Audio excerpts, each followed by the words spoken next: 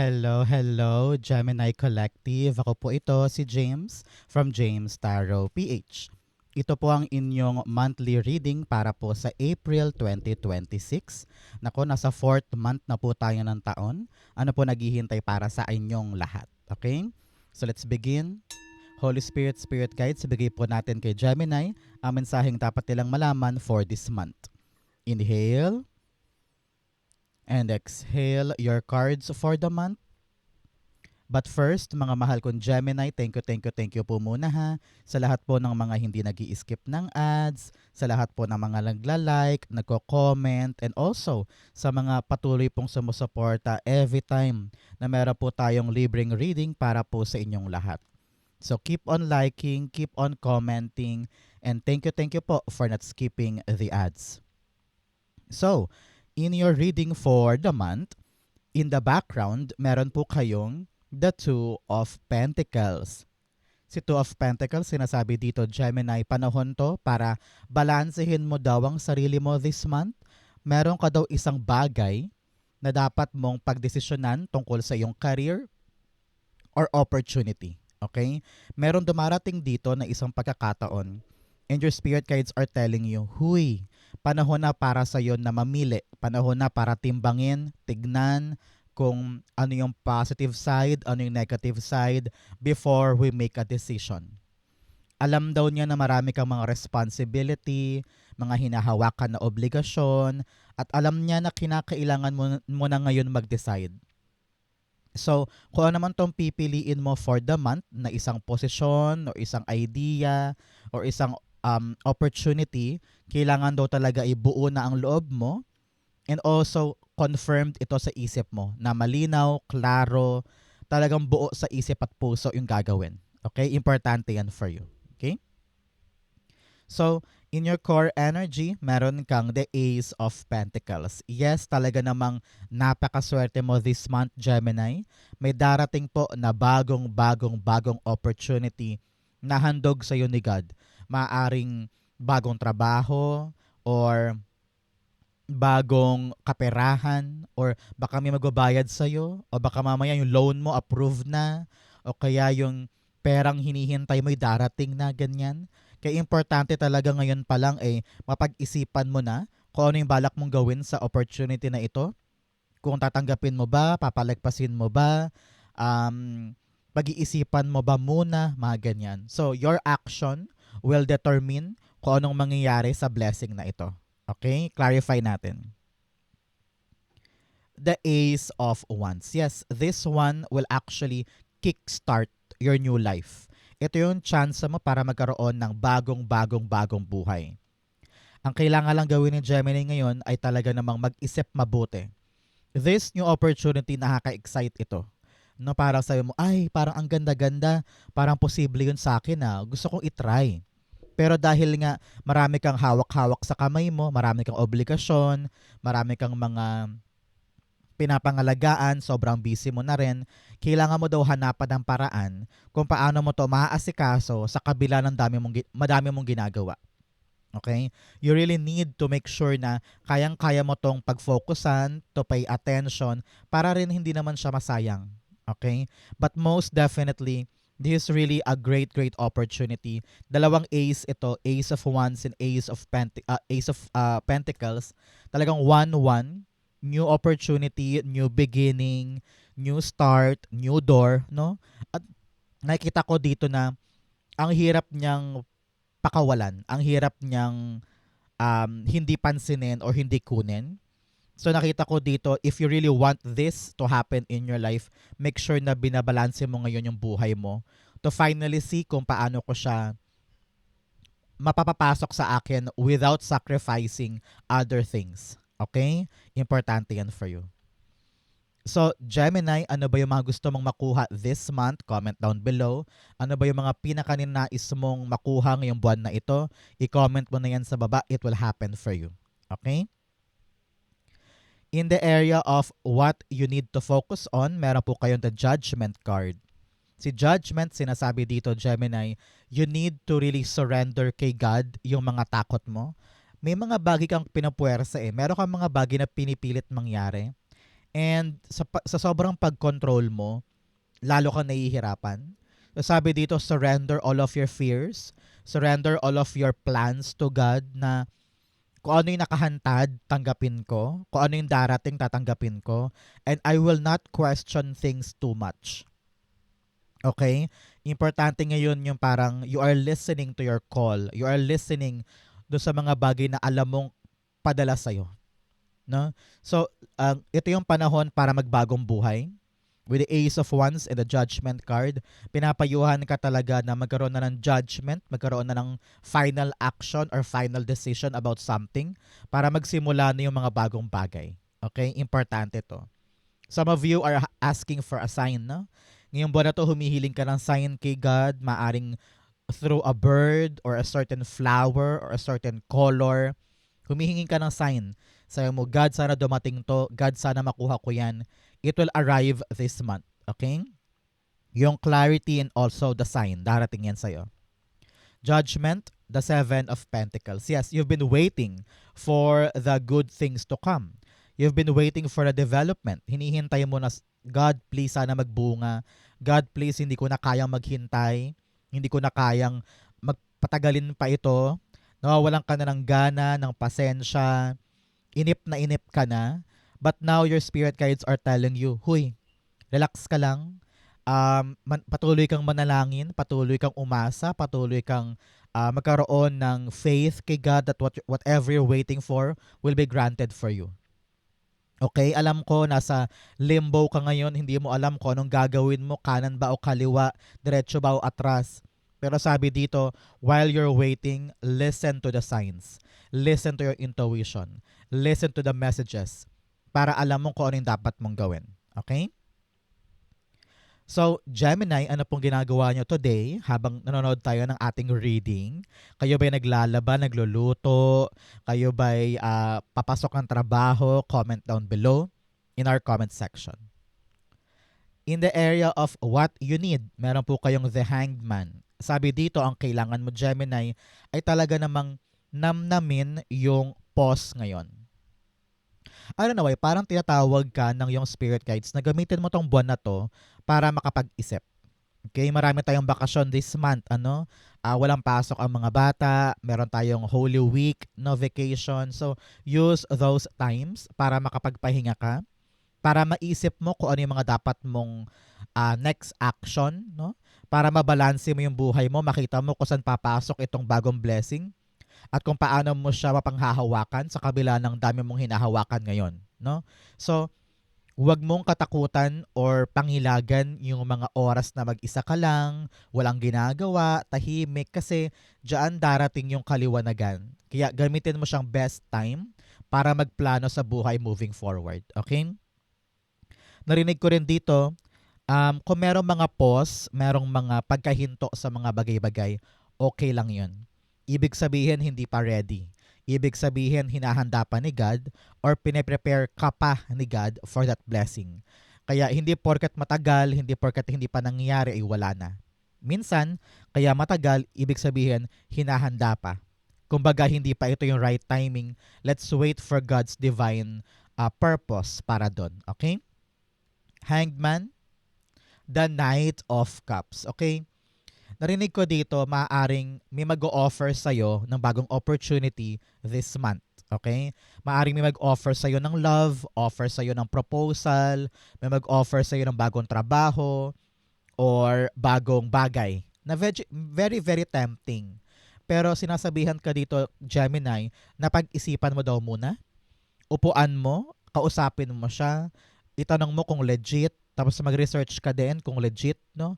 Para makita mo kung ito bang papasukin ko ay totoo, tunay, talaga namang merong basihan, ganyan.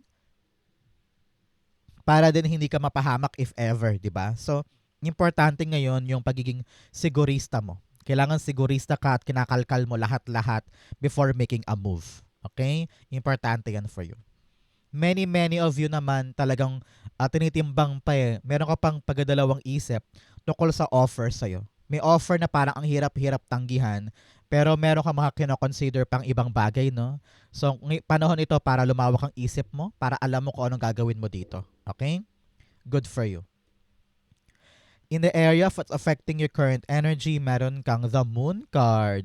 Moon card here, sinasabi sa'yo na lahat ng question mo tungkol sa blessing na gusto mong makuha at bagong simula sa buhay na plano or idea na gusto mong gawin sana, alam ko marami kang tanong, marami kang mga, paano kung ganito?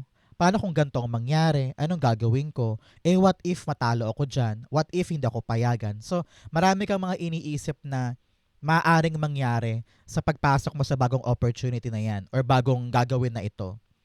Pero sabi ng yung spirit guides, pagkatiwalaan mo ang yung instinct, ang yung intuition. Okay? Alam mo kung ano yung nararamdaman mo tungkol sa bagay na yan. Kaya nga importante timbangin mo eh. Kapag tinitimbang mo, lumiliwanag sa'yo yung dapat na proseso at kung ano yung nararamdaman mo para sa kanya or para sa bagay na ito. And with those feeling, you will know what to do sa kabila ng walang kasiguraduhan sa paligid. So ngayon, ramdam ko talaga, tinetest ka lang ni universe, ni God, sa kung hanggang saan ang kaya mong gawin para dito. Okay? Ikaw ba'y aatras? Ikaw ba'y uurong? Ikaw ba ay papadala sa mga takot? Ikaw ba ay yung uri ng tao na pag nahirapan, bawi agad, suko agad? So, ano ba ang kayang gawin ngayon ni Gemini for this blessing na maangkin mo? Okay, importante yan for you. The Moon card, the Wheel of Fortune. Sabi dito, napakaganda, i-claim mo na to ha, i-claim mo na to. Sabi, ang pag-ikot daw ng magandang kapalaran in your life will only happen if you could just cross the hardship sa bagay na ito. Example, ikaw ngayon ay nag-a-apply sa trabaho, pero ayaw na ayaw mo sa interview, ayaw na ayaw mo mainitan, ayaw mo magsuot ng formal dress, ayaw mong bumiyahe papunta doon. So paano tayo lalapitan ng swerte kung sa umpisa pa lang ng struggle ay sumusuko ka na? 'Di ba? So sabi dito, if you want to attract and magnetize this blessing, lalaban tayo. Kahit may hirap, kahit hindi sigurado, kahit maraming tanong, kung alam mong iyan na magdudulot sa iyo ng swerte, ilalaban mo.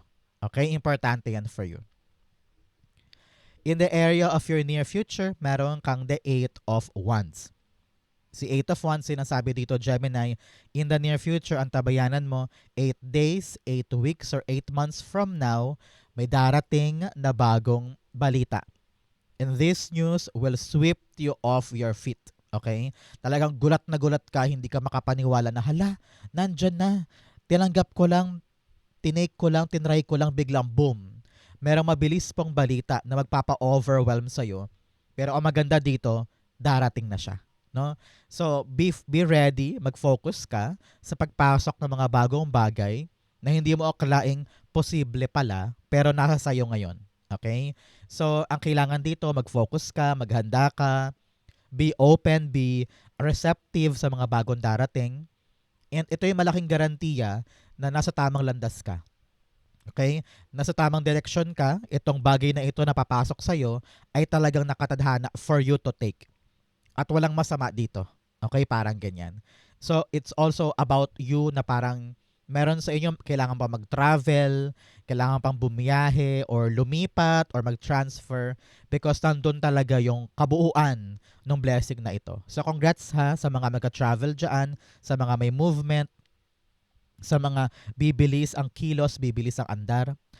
Clarify natin, 2 cards, 10 of Cups, and the 4 of Pentacles. Sabi dito, yes, stability is coming. No? Maaring itong darating na magandang balita ang magpapastable ng pera, magpapastable ng kita ninyo o ng ipon. Nakita ko dito lahat ng pangailangan solve na. Meron ka ng pambili, panggastos, ganyan. Kung ano man itong iniingatan mo, it will prosper and it will make you and your family so happy. Naramdaman ko family wish ito eh. Kaya sobrang saya mo, sobrang saya ng pamilya mo kasi natupad yung patagal mo lang gustong makuha. And darating na siya sa'yo real soon. So, congrats po. Claim na natin yan. It's gonna be for you. Okay? In your challenge, meron kang the 7 of Pentacles. Sabi dito ng yung Spirit Guides Gemini, meron kang mga hinihintay na para bagang hindi nakahintay-hintay. No? Nawawalan ka na ng pag-asa. Feeling mo, teka, parang nagsayang ko ng oras dito. I don't know kung dapat ko pa ba itong hintayin, dapat ko pa bang asahan, ganyan. So ngayon, para malaman mo kung meron ka pa bang dapat asahan sa isang bagay, kausapin mo na, klaruhin mo na, puntahan mo na, para hindi ka magsayang ng maraming oras kung wala ka naman talagang makukuha dyan. Okay? Very important ito. 7-7 here is a lucky energy. Sabi dito ng yung spirit guides, panahon na para talagang kalkalin ng truth about something that you've been waiting for. Humingi ka ng sign. The sign will come. Okay? For that thing. Okay? 7 of Pentacles, the Magician card. Yes, narinig ko dito, sabi, wag ka daw magpabulag sa ilusyon. Wag ka daw magpabulag sa mga deceptive people o mga taong pinapaasa ka lang sa maling bagay or pinapaniwala ka sa maling bagay. Mag-ingat ka daw sa mga salita, no, sa mga dakdak, sa mga sweet messages or mga pangakong sobrang ganda, no? Pinapayuhan ka dito to see the truth. Kalkalin mo yung truth para alam mo kung hinihintay ba na yan ay totoo o talagang pinapasakay ka lamang.